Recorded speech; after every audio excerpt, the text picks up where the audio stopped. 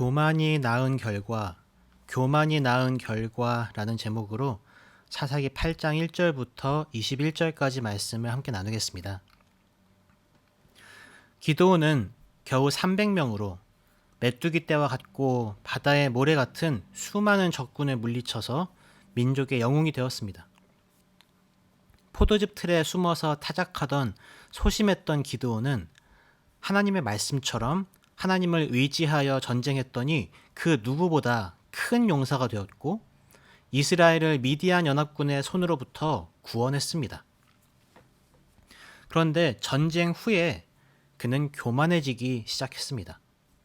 그리고 이 교만은 그를 죄의 구렁텅이로 몰아넣었습니다. 그런데 그도 처음부터 교만하지는 않았습니다. 사사기 7장에서 우리가 봤듯이 기드온은 하나님의 명령에 순종하여서 겨우 300명의 군사만 선출하여 싸우러 갔습니다. 그리고 하나님께서 함께 하신다는 확신이 서자 두려움 없이 하나님의 명령을 따라서 전쟁했습니다. 그 전쟁에서 하나님께서 이스라엘을 위해 싸우시는 장면을 목도했습니다. 오늘 본문에서도 처음에는 그 겸손한 마음을 유지했습니다. 어제 봤던 7장 24절부터 25절 말씀을 보면 기드온이 에브라임 지파 곳곳에 사람들을 보내어서 도망가는 미디안군을 에브라임이 치라고 하죠. 자, 사사기 7장 24절 25절 말씀을 읽어드리겠습니다. 기드온이 사자들을 보내서 에브라임 온 산지로 두루 다니게 하여 이르기를 내려와서 미디안을 치고 그들을 앞질러 벳바라와 요단강에 이르는 수로를 점령하라 하매 이에 에브라임 사람들이 다 모여 벳바라와 요단강에 이르는 수로를 점령하고 또 미디안의 두 방백 오렙과 스앱을 사로잡아 오렙은 오렙 바위에서 죽이고 스앱은 스앱 포도주 틀에서 죽이고 미디안을 추격하였고 오렙과 스앱의 머리를 요단강 건너편에서 기드온에게 가져왔더라. 아멘. 미디안 연합군을 치라고 하는 기드온이 보낸 사자들의 말을 듣고 에브라임 사람들은 다 같이 모여서 미디안 군대를 격파시켰습니다. 그리고 미디안의 두 방백 오렙과 스앱이라는 지도자들도 죽였습니다. 여기까지는 좋았습니다. 문제는 에브라임 지파가 상당히 자기 과시하기를 좋아하는 사람들이었다는 겁니다. 당장 25절을 봐도 그들이 죽인 오렙과 스앱의 머리를 굳이 기드온에게 가져와서 보여줍니다. 우리가 이렇게 대단한 업적을 이루었어, 그렇게 말하는 겁니다. 그리고는 기드온에게 더 큰 업적을 이루지 못한 것에 대해 불평하며 따지지요. 오늘 본문 1절 말씀입니다. 에브라임 사람들이 기드온에게 이르되 내가 미디안과 싸우러 갈 때에 우리를 부르지 아니하였으니 우리를 이같이 대접함은 어찌 됨이냐 하고 그와 크게 다투는지라. 그들이 이렇게 말하는 의도가 뭘까요? 에브라임의 마음에 어떤 욕구가 들어있는 겁니다. 그러니까 이런 거죠. 야 기드온 300명만으로 그 큰 군대를 혼란시키고 영웅되니까 좋냐? 혼란스러워서 도망가는 적군을 다 친 거는 사실 우리 에브라임 지파잖아. 아니 처음부터 함께 움직였으면 덜 힘들고 함께 공을 나눌 수 있는데 그렇게 영웅이 되고 싶었어? 이런 생각이 들었을 겁니다. 인정 욕구가 그 바탕에 깔려 있는 거죠. 그 욕구 때문에 기드온이 잘 나가는 게 질투나고 꼴보기 싫은 겁니다. 하지만 기드온이 300명만 데리고 간 이유는 자기 과시나 인정 욕구 때문이 아니었지요. 하나님의 명령이었습니다. 사사기 7장 2절에 여호와께서 기드온에게 이르시되 너를 따르는 백성이 너무 많은즉 내가 그들의 손에 미디안 사람을 넘겨주지 아니하리니 이는 이스라엘이 나를 거슬러 스스로 자랑하기를 내 손이 나를 구원하였다 할까 함이니라. 아멘. 하나님은 기드온에게 많은 백성으로 미디안을 치지 못하게 하셨습니다. 그 이유가 바로 에브라임처럼 하지 못하게 하기 위해서였습니다. 이스라엘이 나를 거슬러 스스로 자랑하기를 내 손이 나를 구원하였다 할까 함이니라. 자기 손으로 스스로를 구원했다고 여기고 이렇게 자기 힘을 과시하며 자랑하는 것을 하지 못하게 하기 위해서 선별된 300명만 데려가게 하셨죠. 그런데 지금 에브라임은 정확히 자기가 과시하고 자랑하지 못하게 되었다고 하면서 함께 싸우자고 안 한 기드온에게 막 화를 내는 겁니다. 1절에 크게 다투었다고 하죠. 작정하고 따지고 들어서 온갖 행패를 부렸다는 겁니다. 이렇게 자기 자신으로 가득 찬 오만한 에브라임 지파를 기드온은 놀랍게도 아주 온유한 말로 달래며 마음을 풀어줍니다. 본문 2절에 기드온이 그들에게 이르되 내가 이제 행한 일이 너희가 한 것에 비교되겠느냐.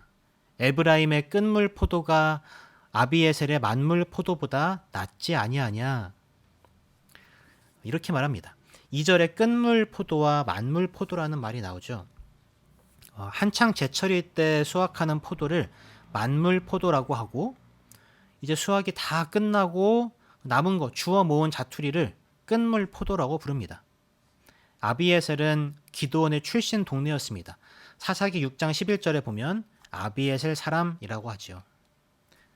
그러니까 기드온은 전쟁 말미에 참가하여 큰 공을 세우고서도 왜 더 큰 공을 세우게 하지 않았느냐고 말도 안 되는 생떼를 아주 진지하고 심각하게 부리는 이 에브라임 지파에게 짜증을 내기는커녕 인내하고 자신을 낮추고 그들을 높여준 겁니다.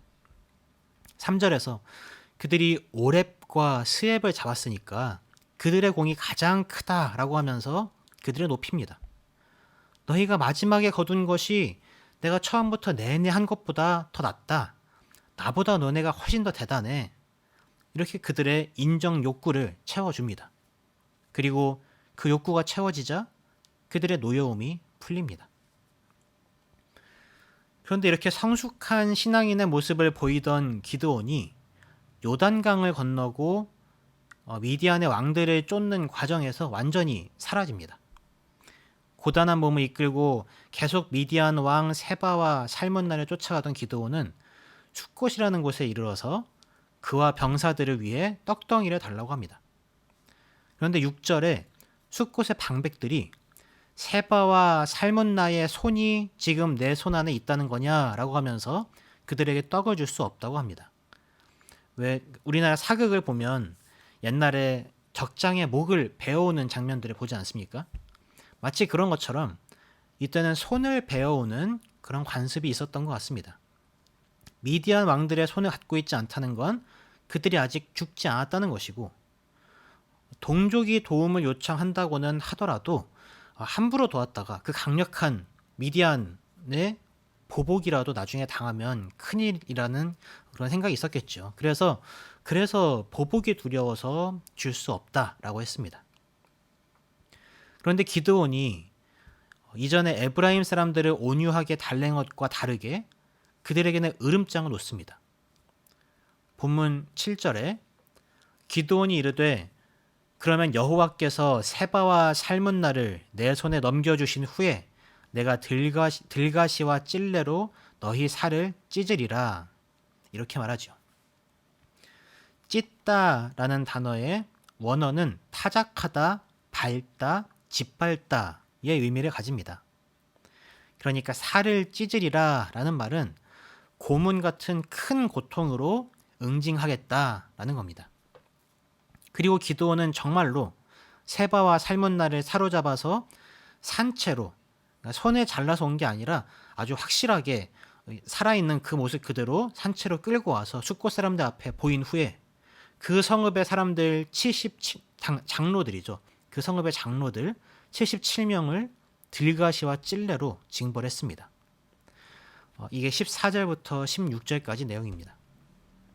기드온은 이와 같이 협조하지 않은 숫곳을 징벌했을 뿐만 아니라 숫곳뿐만 아니라 브누엘 사람들도 숫곳처럼 협조하지 않자 9절에서 내가 평안히 돌아올 때에 이 망대를 헐리라 라고 먼저 위협하고 미디안 왕들을 사로잡아 와서는 17절에 정말 분노의 왕들을 다 헐어버립니다. 그리고 심지어 그 성읍 사람들을 죽였다고 하죠. 4절부터 보여지는 기드온의 모습은 자신감으로 가득 차 있습니다. 7장 3절에서 하나님의 명령을 따라 누구든지 두려워 떠는 자는 길라산을 떠나 돌아가라 라고 말했던 기드온은 이제 없습니다. 하나님의 명령을 따르는 대신에 하나님을 등에 업고 자기 뜻대로 되지 않으면 이제 하나님의 이름을 들면서 하나님의 이름을 이제 핑계로 삼아서 위협하고 거들먹거리고 하는 그러한 모습의 기드온만 남았습니다. 7절에서 기드온은 여호와께서 세바와 살문나를 내 손에 넘겨주실 거라고 확신하지만 미디안의 왕들을 잡는 과정 어디에서도 하나님의 개입은 찾아볼 수 없습니다. 이제는 정말 기드온이 자기 힘으로 자기 뜻대로 자기 싸움을 싸우는 겁니다. 7장에서의 전쟁 상황과는 아주 대조적이지요. 기드온의 심리 상태가 어땠는가를 우리는 19절부터 21절 말씀을 통해서 확실하게 알 수 있습니다. 먼저 19절에 기드온이 세바와 살문나를 죽이기 전에 이렇게 말해요. 그들이 다볼에서 죽인 사람들이 내 형제들이었다. 그리고 이렇게 덧붙입니다. 여호와께서 살아계심을 두고 맹세하노니 너희가 만일 그들을 살렸더라면 나도 너희를 죽이지 아니하였으리라. 하나님은 기드온을 이스라엘의 사사, 이스라엘을 구원할 자로 세우셨습니다. 숨어서 타작하던 기드온에게 하나님께서 하신 말이 이겁니다. 사사기 6장 14절에 여호와께서 그를 향하여 이르시되 너는 가서 이 너의 힘으로 이스라엘을 미디안의 손에서 구원하라. 그런데 지금 기드온이 뭐라고 합니까? 내가 너희들 친 거는 너희가 내 형제들을 죽여서야. 내가 하나님을 두고 맹세하는데 너희가 내 형제들 안 죽였으면 나도 너희들 안 죽였어. 완전히 자기 복수하겠다는 거 아닙니까? 여러분, 기드온의 이 말은 문제가 많습니다. 결국 기드온이 자기 개인의 복수를 위해 병사들을 이용했다는 말이고요. 그 과정에서 협조하지 않은 동족들을 잔인하게 살육했다는 거고요. 거기에다가 여호와를 앞세워서 보복의 명분을 세우기까지 했다는 거예요. 우리도 이런 함정에 빠지기가 매우 쉽습니다. 내 복수하고 내 욕심 부리고 내 욕구를 실현하고 내 자존감을 높이고 온통 나를 위하여 내가 하는 무언가에다가 하나님이라는 명분을 얹어놓는 거죠.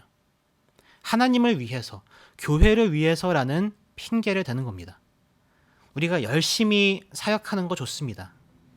사역의 성과가 좋으면 기쁘고 코로나나 다른 여러 가지 상황으로 인해서 사역이 어렵고 잘 안 되면 마음이 아프고 힘들고 그렇죠. 그런데 그럴 때 우리 마음의 중심을 스스로가 잘 살펴봐야 합니다. 이건 다른 사람이 보고 판단할 수 있는 문제가 아니에요. 자기 스스로가 자기 내면에 깊이 들여다보고 생각해 봐야 하는 겁니다.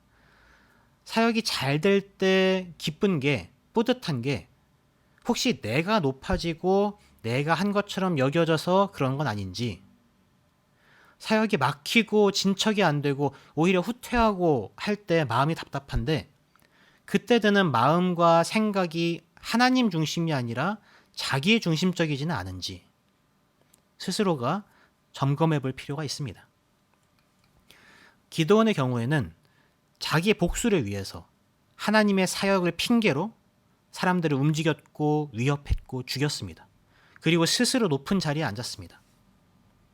20절에 그는 맏아들 여델에게 세바와 살문나를 죽이라고 하죠.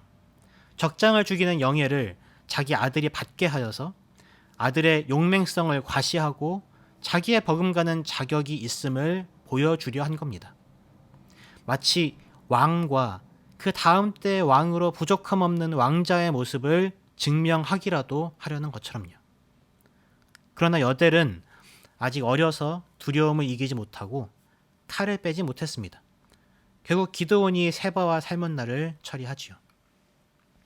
21절에 보면 왕들의 낙타 목에 있던 초승달 장식들을 떼어서 가졌다고 하는데요.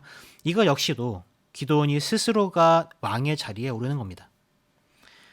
이 초승달 장식들은 미디안인들이 숭배하던 달 신을 상징합니다. 값진 보석으로 만든 부적이죠. 왕의 장식품이기도 합니다. 기드온에게는 더 이상 이스라엘의 구원은 관심 밖의 일입니다. 적국의 왕의 장식품을 빼앗아서 그 땅을 통치하는 왕으로서의 기쁨을 만끽하고 우상 숭배를 위해 만들어진 부적을 차고 다니는 겁니다. 이렇게 8장부터 기드온은 교만의 결과로 점점 죄악의 구렁텅이로 빠져 들어갑니다. 오늘 우리는 기드온이 하나님을 의지하여 싸웠을 때와 너무나도 달라진 모습을 살펴봤습니다. 기드온의 행동이 변한 가장 큰 이유는 아마도 오늘 설교의 제목과 같이 교만이었을 겁니다. 하나님이 하신 일들을 보면서 내가 이만큼 대단해 라고 생각하고 그래서 자기 뜻대로 자기 원하는 일들을 다 자기 힘으로 해내려 합니다. 그러다 보니까 누군가 내 뜻대로 안 움직여주면 짜증나고 심지어 죽이고 싶어지고 결국은 자기 욕심을 채우는데 하나님 핑계를 대기도 합니다. 몇 차례 말씀드렸지만 우상 숭배가 다른 게 아닙니다. 우상 숭배는 자기 욕망의 구체화라고 할 수 있습니다. 내 욕구를 채워줄 신을 만들고 그 신이 내 욕구를 채우도록 종용하는 거죠. 사실상 내가 신이 되는 거고 하나님의 자리를 빼앗으려는 겁니다. 하나님 핑계 대면서 자기 욕심 채우는 신앙 생활은 그래서 우상 숭배입니다. 두렵게도 이러한 우상 숭배는 우리가 영적으로 예민하게 깨어있지 않으면 언제라도 우리 안에 자리 잡을 수 있습니다. 마치 기회를 노리고 있다가 목덜미를 물어뜯는 이리처럼 우리가 잠시 방심하는 사이에 언제라도 우리의 신앙을 물어뜯을 수 있습니다. 그래서 우리가 늘 영적으로 깨어 기도해야 하겠지요. 오늘 하루 살아가면서 우리가 성령 하나님의 도우심을 구하며 하나님 앞에 겸손하고 우상 숭배하지 않고 하나님을 우리 삶의 주인이자 역사의 주관자로 고백하면서 맡기신 사명에 충실하게 살아가기 바랍니다. 기도하겠습니다. 하나님, 우리가 얼마나 쉽게 넘어지는지 아시지요. 우리가 교만의 늪에 빠지기가 쉽고 하나님의 자리를 차지하려 드는 성향이 있다는 걸 아시지요. 오늘 하루 우리가 영적으로 예민하게 깨어있게 하소서. 그리하여 매일의 삶과 또 교회에서 하나님께서 맡기신 사역들을 감당할 때 하나님의 뜻을 구하며 하나님을 인정하고 높이는 모습으로 드려지게 하소서. 예수님의 이름으로 기도합니다. 아멘.